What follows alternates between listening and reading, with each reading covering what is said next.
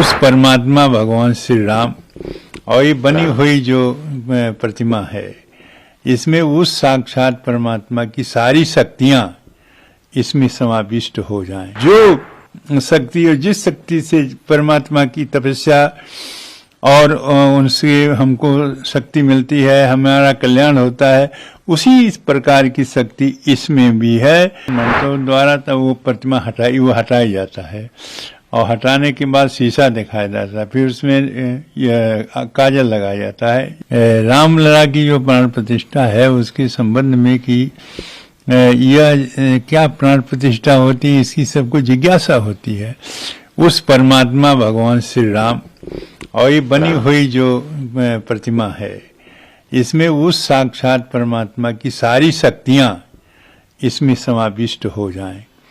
अब आने के इस मंत्र के द्वारा किया जाता है, जो हमारे वेदों में वर्णित मंत्र है, और समाविष्ट है, जिससे जिस प्रकार के देश की कल्याण काल और आने वाले भक्तों की जो दर्शन है, उस दर्शन के माध्यम से उनका कल्याण हो, सभी के कल्याण। जो शक्ति उस परमात्मा रमन्ते योगिनो जिसमें नित्यानंदे चिदात्मनि इति राम पदे नासो परब्रह्म, उस परब्रह्म परमात्मा की जो शक्ति है वो इस प्रतिमा में जो बनी हुई है इसमें आ जाए, और जो शक्ति और जिस शक्ति से परमात्मा की तपस्या और उनसे हमको शक्ति मिलती है, हमारा कल्याण होता है, उसी इस प्रकार की शक्ति इसमें भी है।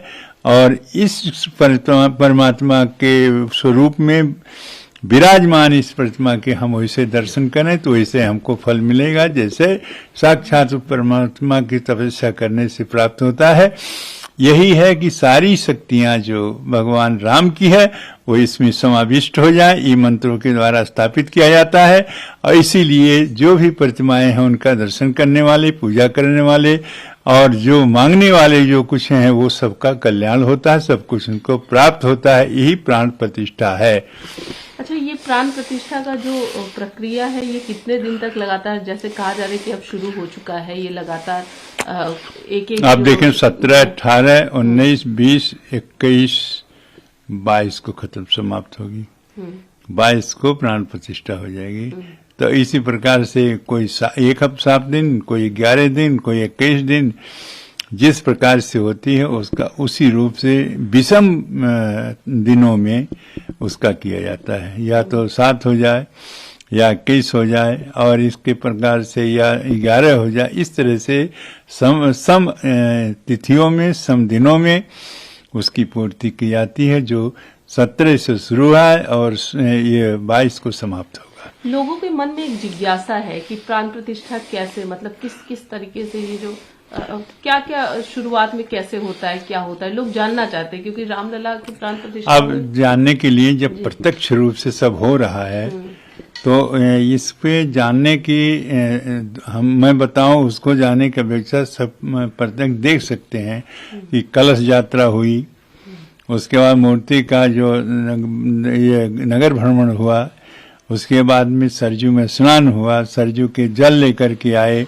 ये सारी प्रक्रियाएं जो है सामने दिखाई दे रही हैं, ये प्रारंभिक है। उसके बाद उसी जल से, सरजू के जल से सारी जो जितने काम हैं वो सब कुछ पूरा किया जाएगा। तो सब पूरा करने के बाद में तब ये 6 दिन तक चलता रहेगा, और अंतिम में 22 तारीख को पूर्णतया उस प्राण प्रतिष्ठा की जो मूर्ति है उसको जलाधिवास, उसको दुग्धाधिवास, उसको रखना, उसमें मतलब उसी में रखना, पुष्पाधिवास फूल में रखना, औषधि अस्पाद औषधि में रखना, अन्नाधिवास अन्न में रखना, फिर सब कुछ क्रिया हो, उनको स्नान करा देना, स्नान करा के व्यवस्थित करके तब उस मूर्ति में मंत्रों के द्वारा प्राण प्रतिष्ठा, उसकी आंख बनी रहेगी, ये नेत्र पन्हा होता है। और वो अंतिम प्राण प्रतिष्ठा होने के बाद में जब उसमें शक्ति आ जाती है तब उस प्रतिमा को स्थापित किया जाता है।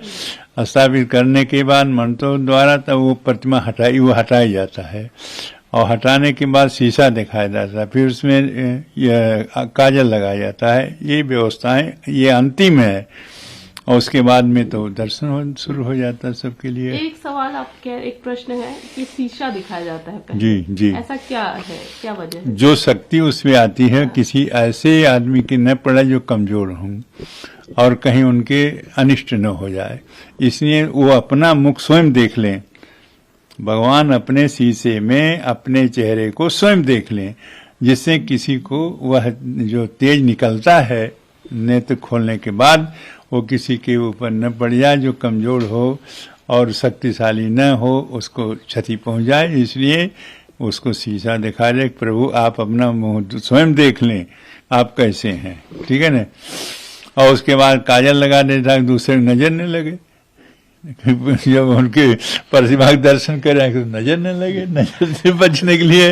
महाराज जी, ये जो स्वामी जी ने किया आचार्य वर्णन आपका किया, तो उसके बारे में जरा बताइएगा, वो क्या विधि होती है? किसी में सारे संसार में जितनी भी वो विद्वान हैं और जो जजमान होता है, वो जजमान आचार्य का वर्णन करता है कि या जो भी आप करेंगे इस कार्य में, जो करेंगे, जो मंत्र जपेंगे, जो कुछ भी है, पूरा फल किसको मिलता है? तो उसको मिलेगा जो वहाँ आचार्य वर्णन किया है। तो आचार्य हमने वर्णन किया तो जो वर्णन करने वाला है उसको मिलता है। जैसे जजमान आचार्य का वर्णन करता है और सारी गोत्र वोट सब लोग लेकर के मंत्रों के द्वारा कि आप जो भी मंत्र उच्चारण करेंगे और जो भी काम करेंगे वो सबका फल जजमान को मिलेगा। तो इसीलिए आचार्य वर्णन कहते हैं उसको। स्वामी जी ने सब शक्ति हम